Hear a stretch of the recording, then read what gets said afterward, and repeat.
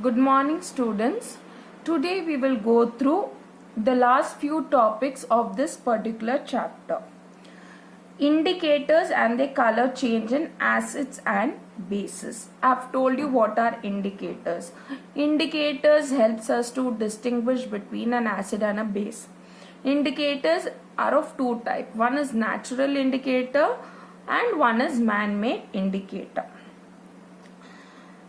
Indicator, litmus red solution. Suppose if we have litmus red solution, in presence of an acid there will be no change, but whereas in presence of a base we see that it will be blue in color. If it is blue in color, it means it is a base. Litmus blue solution. In presence of an acid, the litmus blue solution will turn to red, whereas base there will be no change. Methyl orange is man-made indicator. Litmus is also a man-made indicator. In presence of acid, it will show red or pink color. In presence of base, it will be yellow or orange. Phenolphthalein, again it is a synthetic indicator. It is in presence of an acid, it is colorless. In base, it is pink. Now, red cabbage is there, no? This is a naturally available indicator. In presence of an acid, it turns red or pink. In presence of base, it turns blue or green. Whereas China rose petals, it turns dark pink. Whereas in presence of base, it turns green. Yellow turmeric paper, in presence of an acid, there is no change in color, but whereas base, it turns to brownish red.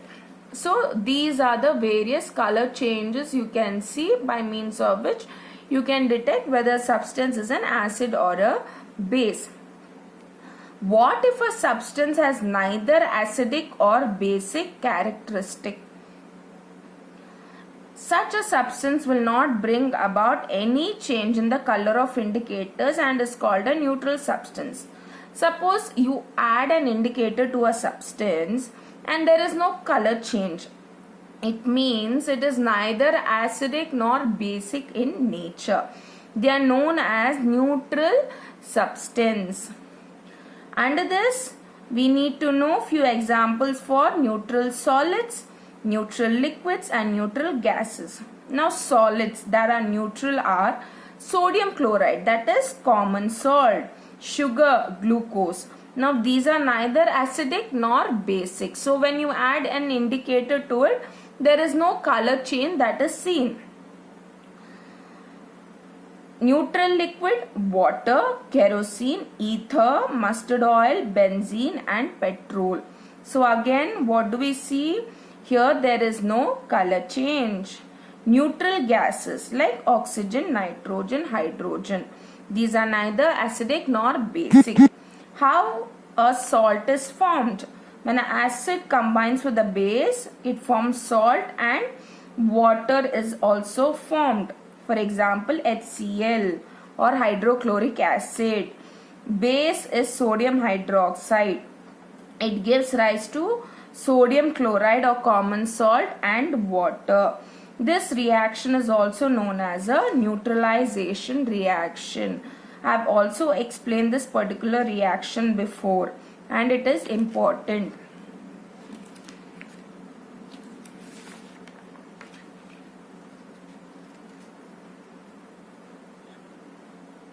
Properties of salts. Salt is soluble in water. It is a very good conductor of electricity. They have a tendency to absorb moisture from nature. So what can the salt do? It can absorb moisture from nature. They are also known as hygroscopic. Such property is known as hygroscopic. Now they have a very high melting point and boiling point.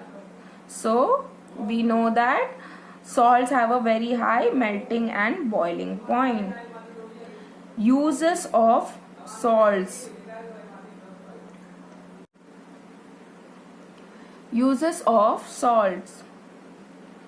Now sodium chloride or common salt is an essential part of our food.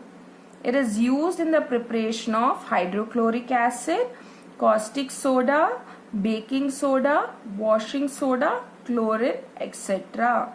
It is also used in the manufacture of soap. It is used as a preservative for pickles or to store any other food items. Then washing soda is used to produce carbon dioxide gas. Preparation of cement and glass. Potash alum, it is used in the purification of water. Now plaster of Paris, it is used in plastering and setting of broken bones and statues. A salt of silver, example silver chloride, silver nitrate. Now these are known as salts of silver and it is used in black and white photography. Okay, you know how do you get the black and white photography? It's because of the reaction of a light with the salt of silver, and that salt of silver example is silver chloride and silver bromide.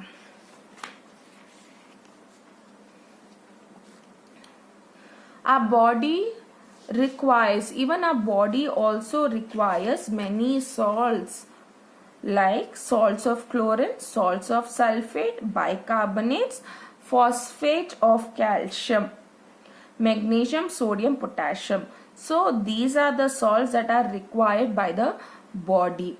So these are the uses of salts, and with this we are done with the chapter. Hopefully the points are clear to you. The properties of acid, bases and salts and its uses are very important. Thank you.